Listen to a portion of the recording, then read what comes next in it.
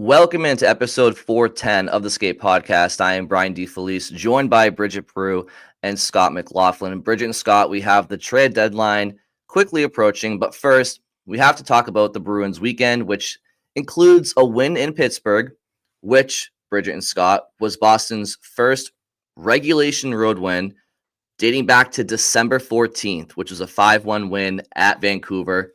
It's their first road win since January 11th, which is a 4-3 overtime win at Florida, and just their second road win overall since December 17th, which was a 4-3 overtime win at Calgary. Of course, they had one road game in all of February due to Four Nations and stuff like that, but I think that was a 14-game sample, and then they followed it up with a loss in Minnesota, a 1-0 loss, and we can talk all about that. So do either of you want to go first with the opening shift, or would you like me to start? You can start. I think yours connects to the game action the most. Okay. Happy to go first. And yeah, so the Bruins lose 1-0 to the Minnesota Wild. That coincides with David Pasternak's 17-game point streak coming to an end. And so, Bridget and Scott, my opening shift is simple. It is quite embarrassing for this forward group that they just cannot pick up this player, pick up their teammate who has literally carried them on his back this entire season, specifically since January 1. And Pastrnak goes scoreless for just one game, and just one game. His teammates can't help pick him up. Even Geeky and Zacha, who have been scoring, lately, it's all because of David. Like, he's included in their offense. So I don't know. You watch that and you're just disheartened for Pastrnak. Like, his teammates just can't pick him up one time, and disappointing showing from the forwards and the team as a whole, but specifically the forward group, despite Marchand being out and other stuff like that. But just Coyle, Lindholm, others, like, step up when your best player has one game where he played well, but just didn't find a way to score. Oh, how about the times that he scored twice and they still lost? Like, that also has happened recently. So it's just, it feels like in those cases, I remember this was a few games ago, I was just saying, like, oh, it's like, it feels wasted. And in a way, that point streak kind of feels like a lot of those games, there was squandered opportunities to just add on to what he was able to do. So anyway, do you want me to go next? Sure. It's also game related. So my opening shift, because we haven't had a chance to talk about since the call-ups, the three players that came up from Providence that have played the last two games.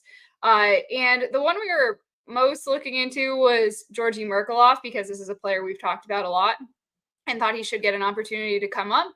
And the other two are Jeffrey VL and Ian Mitchell, which I feel like both of those guys kind of just did what they were supposed to do. But the person we really want to kind of like look into how he did was Georgi Merkulov, and he gets put in a pretty good position. He gets put on comes in put on the second line because Marchand's out. So he slides right into his place and also gets time on the power play. But I felt like wasn't super noticeable in both of those games. And he didn't have a shot on goal in the last game, and I don't know if he had one in the Pittsburgh game, but he two. So he deferred a lot. He passed a lot. I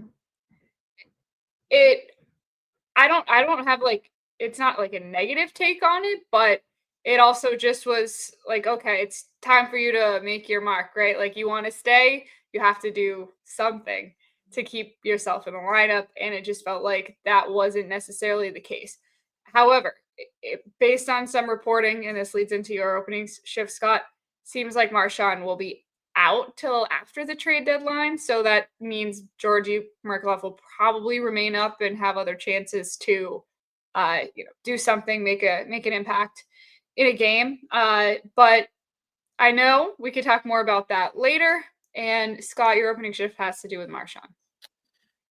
Yeah, guys, I don't want to be alarmist, but as we sit here Monday morning, like, I think Bruins Nation has to confront the possibility that we have already seen Brad Marchand play his last game as a Boston Bruin. Wow. As you referenced, so Elliot Friedman on 32 Thoughts podcast that dropped just a few hours ago before we recorded on Monday morning said that he has heard that Marchand is out until after the trade deadline with this upper body injury that was suffered in the Pittsburgh game on Saturday, but it's not a long-term injury. So Marchand not going to play before the trade deadline. Of course, we know his name has been out there in trade rumors, and how this week goes on contract negotiations is it seems like it's very much up in the air. Another thing that Friedman said was that basically he can't predict which way this ends up right now. And I would say neither can I. Like, both sides say they want to keep this going. Marchand wants to stay. Don Sweeney said he wants to keep him. But yet, they've been talking contract all year. And here we are going right down to the wire up to the trade deadline. There is a reason it has dragged on this long. And that is because they are not all that close. And unless they get closer and unless there's real progress made, the Bruins would have to confront a tough decision, which is, do you just hold on to Marchand and hope you make progress after the season or towards the end of the season and you keep negotiating and you just don't trade him away because you just don't want to?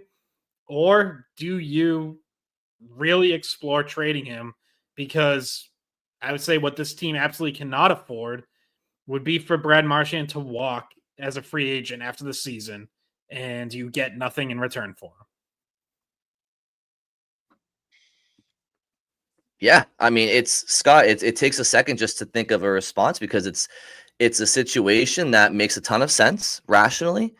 It's also a situation I don't think that any of us on this podcast and Bruins fans and media and everybody in between, the Bruins themselves thought they were going to be in this situation at the beginning of the season. I think we all expected the Bruins to be a playoff team, clearly, that was looking to add to try to shore up their top six where they were ailing heading into the season, which we all knew that.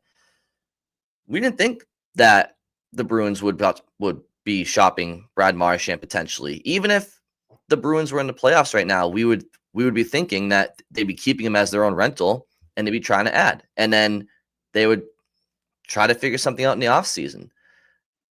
But this is not the situation that the Bruins have put themselves in this year. And it's a fascinating conversation because you have a lot of people that talk about how it would be a blow to the team's damage, or a blow to their damage, a blow to their culture, and it would create some damage internally. And that's, I understand why people say that. Okay, like, or is it more damaging to lose a great player for nothing? If you don't think he's going to resign, which is the big question mark here. If the Bruins and Brad Marchand are confident, as we currently speak, that a contract agreement is imminent and that they will come to an agreement, then sure, like, we can talk about him staying as a top six forward in this team. But to Scott's opening shift, and the question that we all have is, are they far apart? And if they are, sorry, he's a great Bruin. He's an all-time Bruin. What does that do for them going forward if he leaves you for nothing and then you're still stuck with, a roster you have to try to build?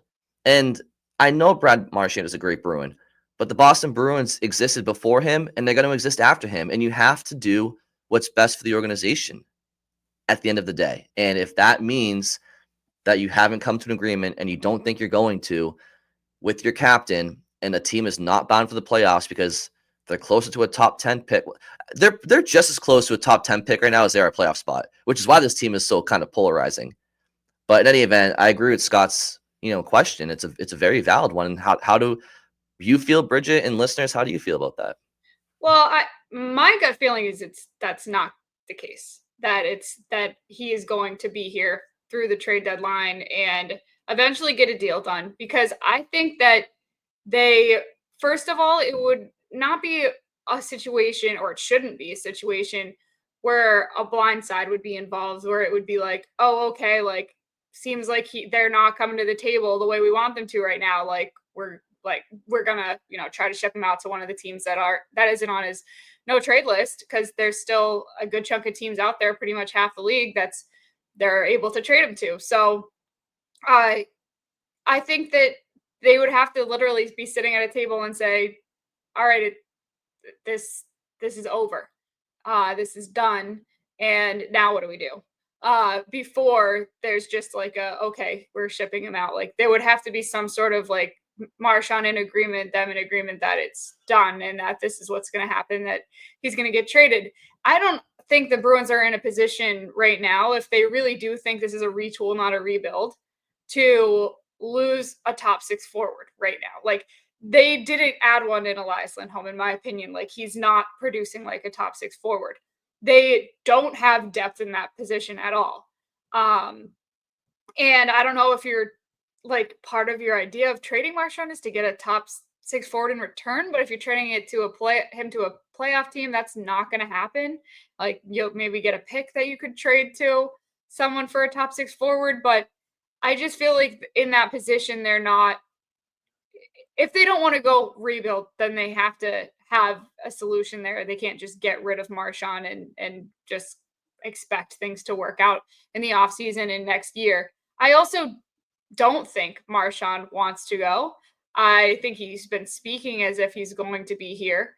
So I don't know. My feeling is that this, maybe, because of his injury, like this conversation comes up, and because the contract extension hasn't been done before Friday's deadline yet, because as we speak, it's Monday morning. There's still time, and we've seen this drag out to the last day. I mean, I think Jake DeBrusk's contract extension was signed on the day of the trade deadline. So yeah, it was.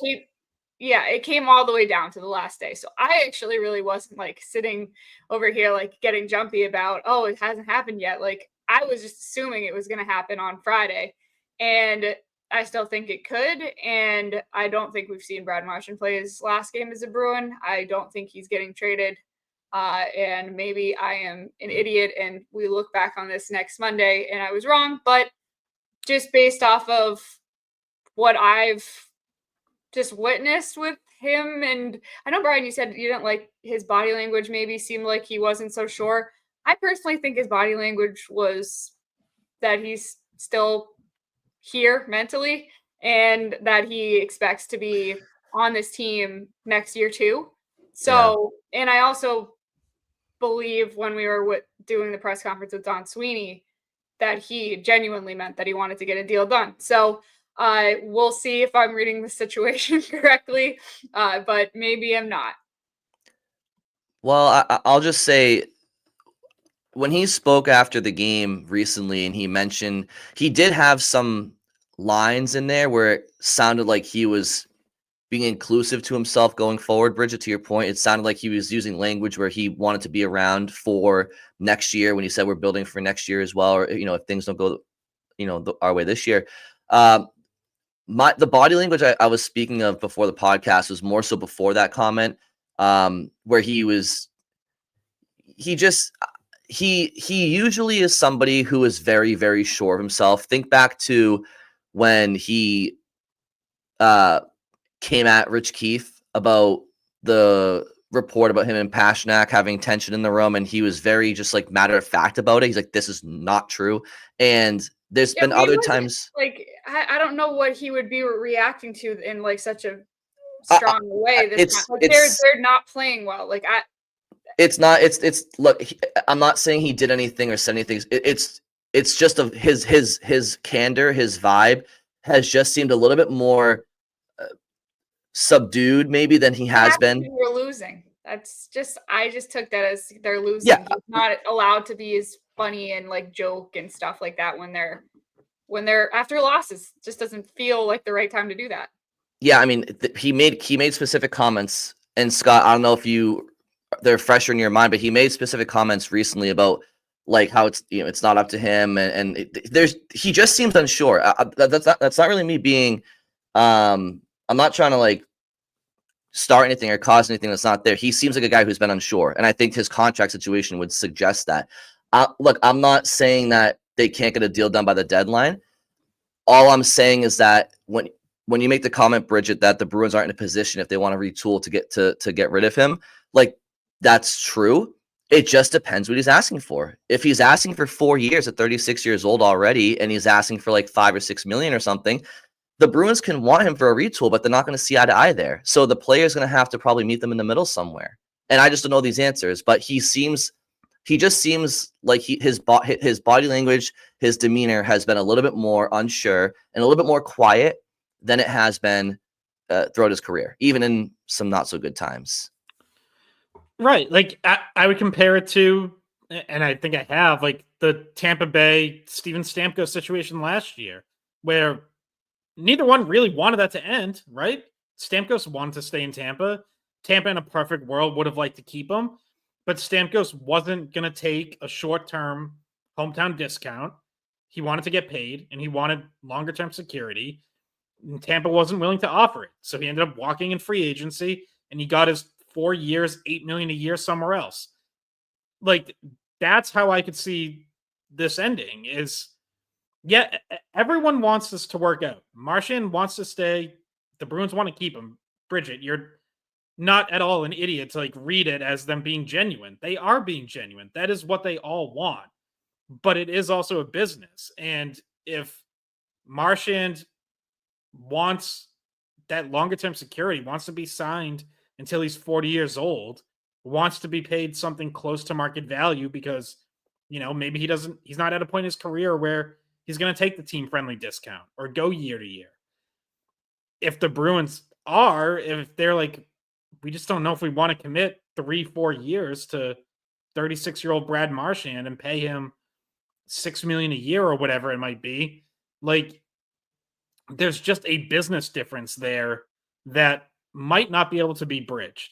And that's all I'm bringing up. Like, for the record, I also expect him to be here past Friday. Like, if, like, gun to my head, what happens with Brad Marchand? I think they don't trade him. But I think I'm definitely closer to 50-50, certainly than you are, Bridget. Like, for me, it's probably like 60% stays. I would go as high as like 40% that he's traded. And that is way higher than I would have expected me to feel even a couple weeks ago. Like, I've also been of the mindset that like eventually they'll figure it out. They'll figure it out. Well, now there's 4 days for them to figure it out. Like, it's again, they don't necessarily have to have the deal done by Friday at 3 p.m. Right. But they have to know that there is a light at the end of the tunnel, that they are moving in the right direction, and this can get done. And they're not just going to be locked in on these two sides of what might be a pretty sizable gap. That's exactly right. That's what I feel as well. Even to the point about if I had to say one way or the other, I think he's here post deadline. I agree with that as well. It's just what you said to end that, Scott, which is exactly how I feel. If come deadline day, the Bruins and Marchand are just worlds apart, and you have to take a calculated approach and say, I don't want to get. We are so far apart that we're going to risk and gamble losing him for nothing. That's just irresponsible. If they bridge the gap verbally behind the scenes, even if the deal isn't done by deadline day, but both camps know they're close, they're inching closer, then it's less of a gamble, less of a risk to keep him because you have confidence that you're making headway. So we're not privy to these conversations, obviously. It just comes down to risk management and asset management. If you think a deal is getting done, for good reason, then I can see them keeping them, and they should. But if they don't think they're getting a deal done, or there's no signs that they're getting any closer, then you have to do what's responsible. Let me throw a number out at you guys because I was thinking about this, and like in my head, this is sort of the number I would get to where I'm like, man, I really don't know which way I would go. Let's say the absolute lowest Marchand is willing to go is 3 years, $6 million a year. What are you doing? Cap's going up. I don't know if that factors because like when you're it's absolutely a factor. Like so, I say that it's fair. What I would want to know, and this isn't something that you can just make up, Scott, and it's not part of your equation here, but like, because to Bridget's point about the cap going up, and you've acknowledged that too, it's less the dollars for me there.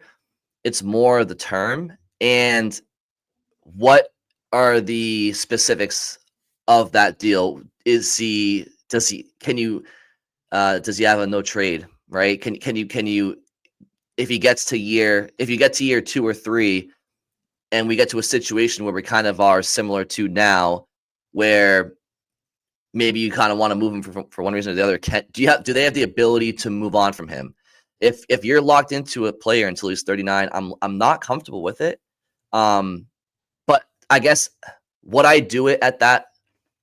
I have more reason to probably say yes than no, because Would you have said he can yes still to be a third Bergeron? liner. He can still be a third liner if the team improves and he regresses a little bit. He's not a bad player to have in your middle six at all. Like if that had been like the offer for Bergeron, wouldn't you all have said like, yeah, that sounds fair? But Bergeron was willing to take an incredibly team-friendly deal, which also kind of sets a precedent that maybe Marchand might feel pressured to follow. And also there's a precedent there that towards the end of both Bergeron and Krejci's career, their salaries were lower, but their bonuses were high, and then that carries over to the next season. So maybe we see that again with the bonuses being a big part of, and like easy bonuses to get. Like, but even that though, like you can only do that on a 1-year deal, and by all accounts, Marchand's not taking a 1-year deal. Yeah, it's I just bring it up because that's what. When we were talking about the end of these other guys' careers in Boston, this is what the contracts looked like. He probably, I think the sticking point for him, and probably for both sides, is the length of the contract rather than the money. I agree. I think I agree with that. It could be a combination of things, but the term, I think when he was on What Chaos, he mentioned he wants to play till he's 40. So that leads me to think he wants a 4-year deal. Could be wrong about that. The big distinction though between a Bergeron hypothetical is the importance of the position. It's, can you replace a scoring winger more easily than a top center, even if there's an older top center? And the answer is yes. But yeah, these are the things that I'm sure both camps are weighing right now. And also like there was a little bit more depth in leadership, I think, back then. Whereas I'm not sure that exists too much now. Like, not to get into like I don't want to sound like I'm insulting anyone, but like there are fewer older players on this team that have won Stanley Cups, right? Like there's not a lot left from that. Like Marchand is the guy left from the previous generation that won a cup. And they don't have like a Nick Foligno anymore who had the experience somewhere else, came in, brought it in. Like there's certain things that you would miss besides him just being, a second line winger that affect the teamwork ethic and just how the culture is.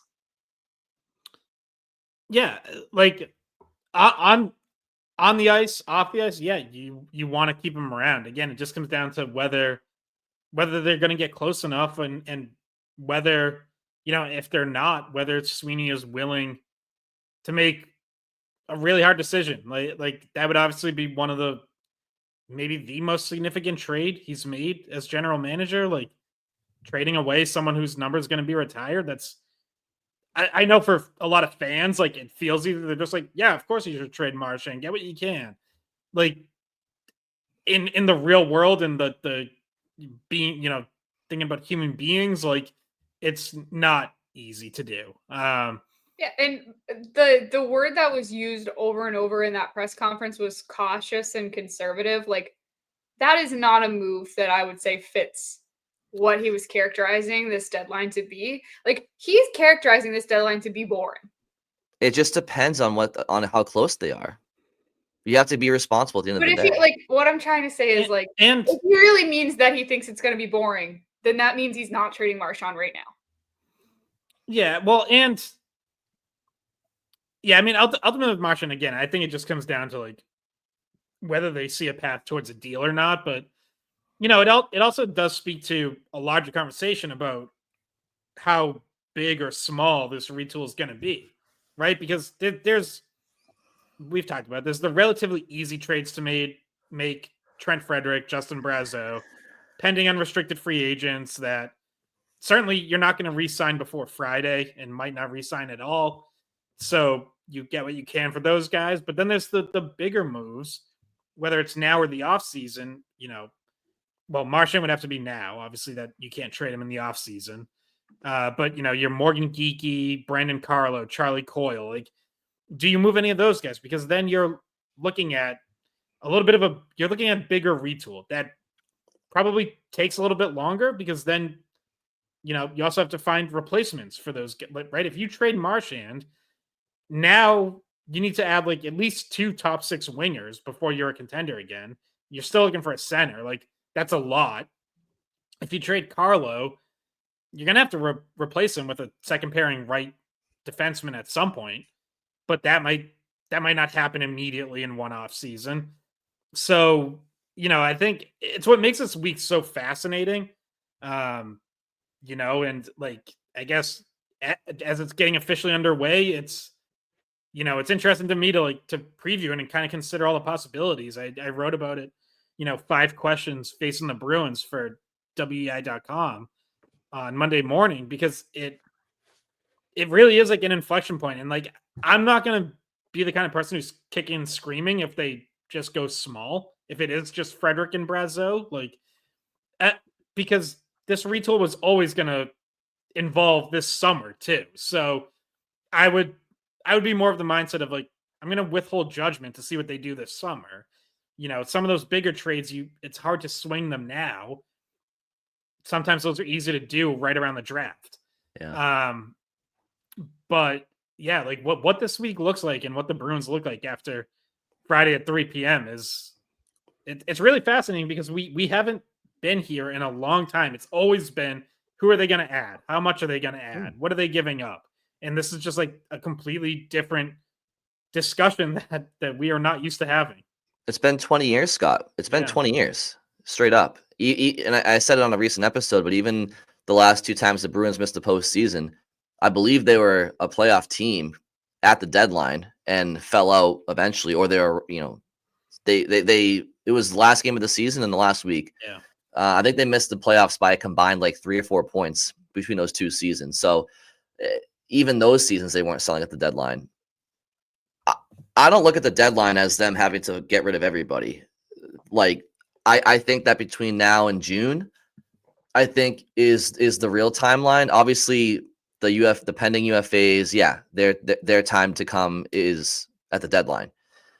But I'm not going to be upset if the deadline comes and goes and Carlo and Coyle are still Bruins, because I'll be upset if the draft comes and goes and at least both of them are still Bruins. I think the Bruins would be wise to trade at least one of Carlo and Coyle. And if I had my way, it would be Coyle, because I think that, to your point, Scott, Carlo is the tougher person to replace, and of those 2.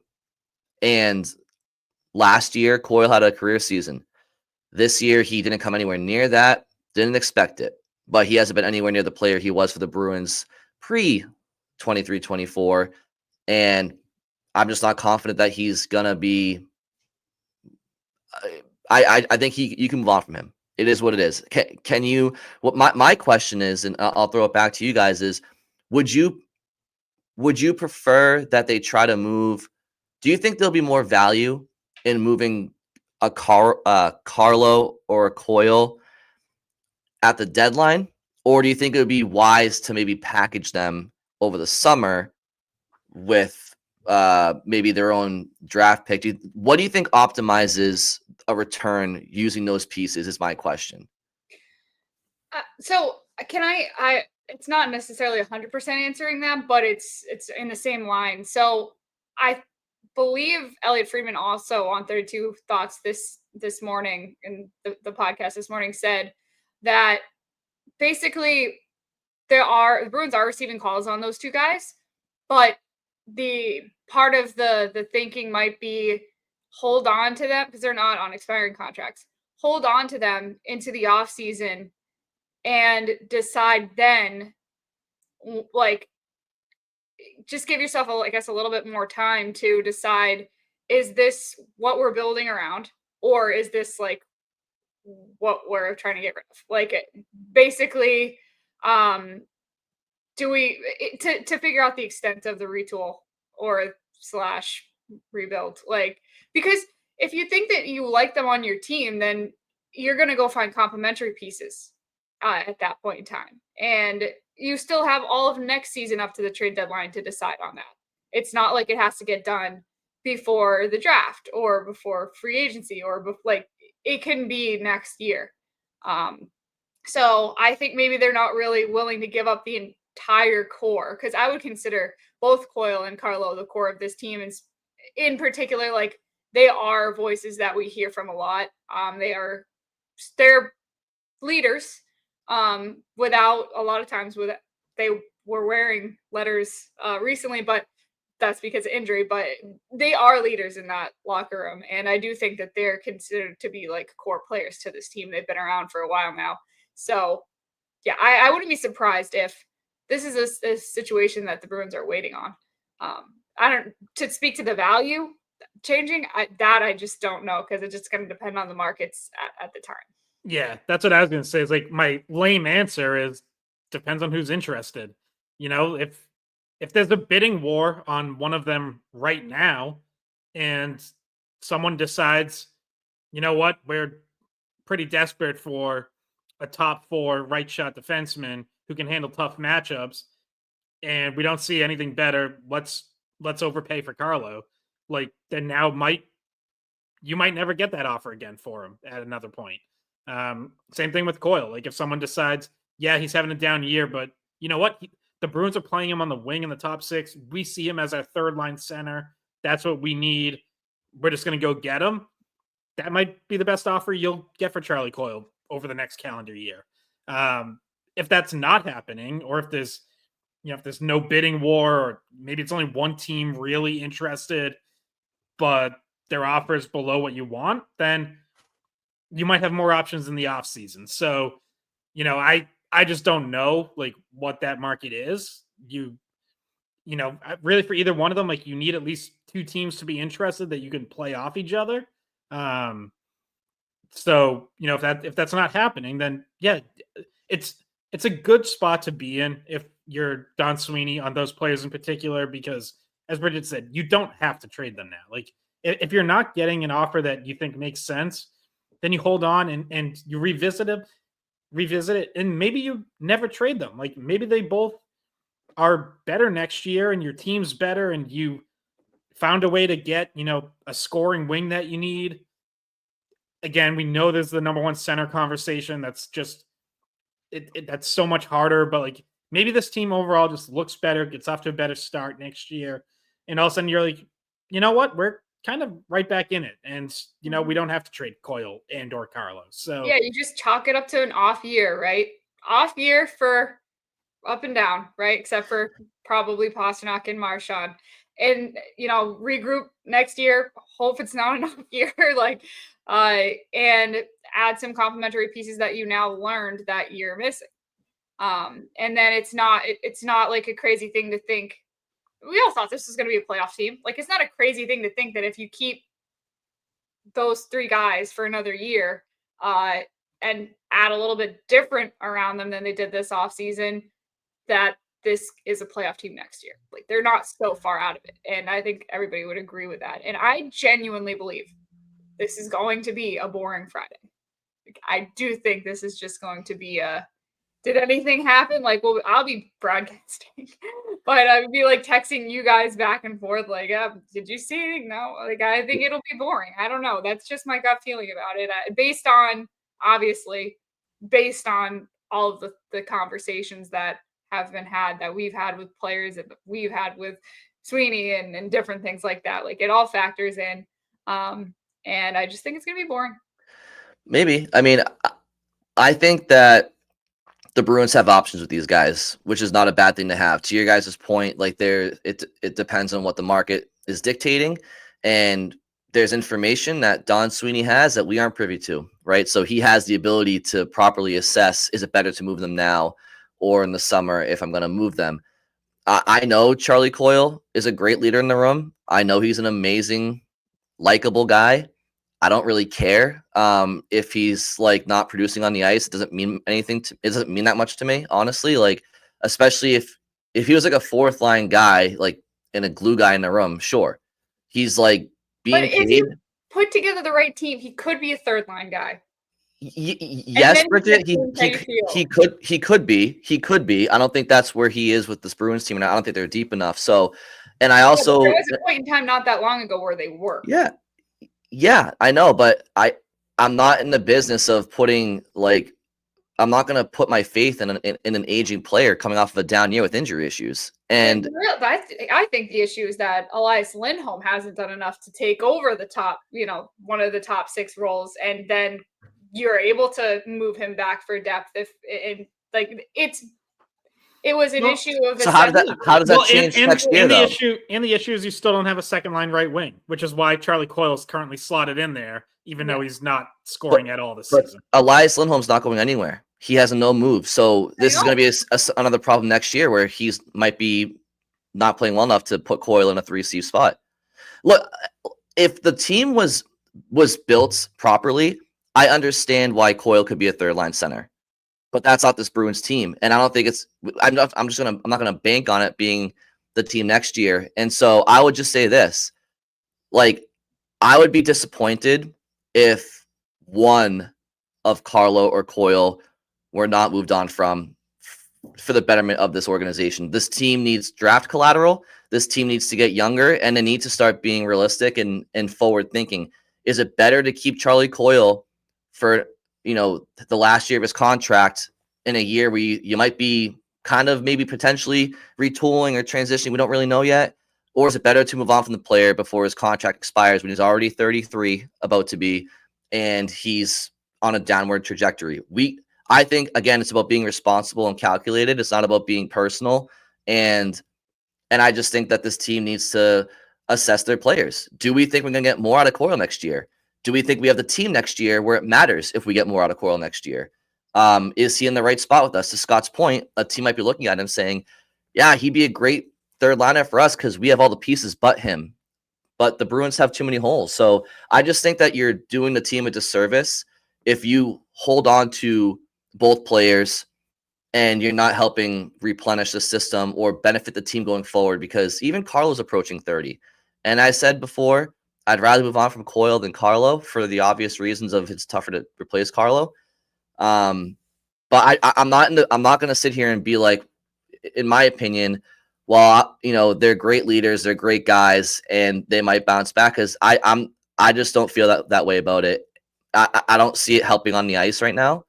And they could be a piece, but I don't think this team is. I don't think the combination of where this team is and where they're going is aligning with how much time we have left in their contracts and their regressing play. So I just want them to be responsible. I'm not calling for a fire sale. Maybe this comes in the summer. Like, that's why I'm saying I don't think both have to go, but I think at least one has to go. Yeah. Do you guys want to, because I only have like 7 minutes left, transition to some game thoughts? Because I did have thoughts on Merkulov's play. So it was interesting. Like Saturday, he had 4 blocks, and he's like, because Marchand went down, he ends up thrust into a little more minutes, playing up on the second line a bit, gets some defensive zone starts. And I was like, well, that's nice to see. Like, that's good effort. I would say he still wasn't involved enough offensively. And then Sunday, and unfortunately in a game where you get shut out, him and Matt Patra, neither one of them had a shot on goal. They were the only 2 forwards without a shot on goal. And I saw, there's some pushback like on social media where it's like, well, he's playing with Elias Lindholm and Charlie Coyle. What do you expect? And not creating anything. And it's like, fair, but like, that's the situation. Look, I'm keeping Georgi Merkulov up. I want to see him get more time. But you do also have to you have to make things happen. You can't just rely on line mates to create grade A scoring chances for you. So again, I'm not panicking over one game. I thought he gave a good effort on Saturday. It was just a quieter effort on Sunday, and you don't want those to pile up. You got called up. Your second game up was too quiet. All right, third game Tuesday night, assuming he's in, you gotta give me a little more, regardless of where you're playing in the lineup, who you're playing with. I want to see more. So doesn't mean he has to score. Doesn't mean he has to be the best player on the ice or anything crazy. But you got to be more involved. You can't just disappear for shifts on end. Would be just my maybe a slightly harsh love to Georgi Merkulov. Tough love. Yeah. I think that to the people who you saw commenting that, what's he supposed to do next to those two guys? It could be worse. That's, he's not coming in on the fourth line. He's not coming in next to, Kepke and Brazeau. It could be worse. It could be more difficult. I know people are underwhelmed with Coyle and Lindholm this season. They're good playmakers. These are good passers. They haven't finished enough. What was that? I said, are they? I think they're good playmakers. Quite frankly, I think Elias Lindholm has been an awful playmaker this season. Okay. All right. I think he's been bad at most things, but especially creating offense, Elias Lindholm has not done it. So all right. Well, I'm still gonna give it to them that they're better playmakers than Justin Brazeau is. Do you understand what I mean? They're more likely to set him up than some of the other guys. And I don't think you're putting him next to Patra because that's a small an experience. That is where he started. I mean, that's where he started Saturday's game before Marchand went down. Obviously, it was only a couple shifts, but yeah, it wasn't for long. I'm not sure how much it would have stayed together, but either way, you can't say he didn't get a fair shake at it because he came in and played on the second line. And if you're mad at him, or you have to just assess what we've seen, I guess. And what we've seen was quiet, but he's gonna get more time to hopefully do something. I don't know if you guys had thoughts on his usage special teams or anything like that, or maybe did you notice any defensive mistakes or good things defensively from him? I know, Scott, you mentioned the shot blocks. Yeah, I would say, the shot blocks are good. I would say a couple things I saw that I didn't like, in addition to maybe just going quiet. Two plays at each blue line stuck out. On, I believe it was Saturday, he kind of tried to go 1-on-3 on his own entry and turned it over. That might work in the AHL, doesn't work in the NHL. And then Sunday's game, coming out of the defensive zone, he had a play where he kind of pulled up and then just stood still and held onto the puck. And it ended up leading to a tie-up and then a 2-on-2. And the puck kind of pops loose in the neutral zone. And you just need to make a quicker decision. Either you're going forward, gain the red line, dump it in, or bump it back to your defense. But standing still with the puck on your stick doesn't work in the NHL. Can't do it.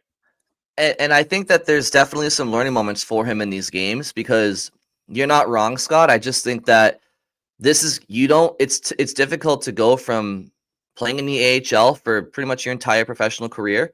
And then when you get that call up, I know people think that sometimes you get some beginner's luck or some dumb luck, but it really is just tough to implement your game right away because there is an adjustment to the speed. And that's why I just don't want to see them call him up for a couple of games and then send him back down. I want to give him a 10-game sample. That way there's no argument to be had about we didn't give him enough of a shake. I think so. Let's just give him maybe a few more games here, and I don't think any of us are disagreeing with that anyway. No, and they have injuries right now. They have Frederic's injured. He is someone who has probably played his last game as a Bruin. That's who I would have said probably has played their last game as a Bruin is Trent Frederic. But with Marchand out and Frederick out, there's a spot there. With whoever's contracts they get rid of in the forward group at the deadline, there's a spot there. So there's good reason to believe he'll be here for another few games at the least. We're going to sign out here because Scott has to go. I just want to quickly say, and we can get into it next episode, one positive development, love Lori on the power play with Pasternak. They're getting some chemistry at the top of the umbrella, and we can get more into that, but that was another positive from the game in a season with not many positives so far. Scott, I think you have a hard out, so I'll just tease that for next time maybe. Yeah, definitely. Okay. Agreed, but yes, worth exploring more. Okay. Thank you all very much for listening, and we will talk to you on Wednesday. Hey guys, thanks for watching the Skate Podcast. If you want to see more of our videos, visit our playlist. Not in front of a screen? You can listen to us on Spotify, Apple Podcasts, or wherever you get your podcasts. Don't forget to follow us on social media. And if you enjoyed this video, please don't forget to give us a thumbs up, subscribe to our channel, and leave a comment.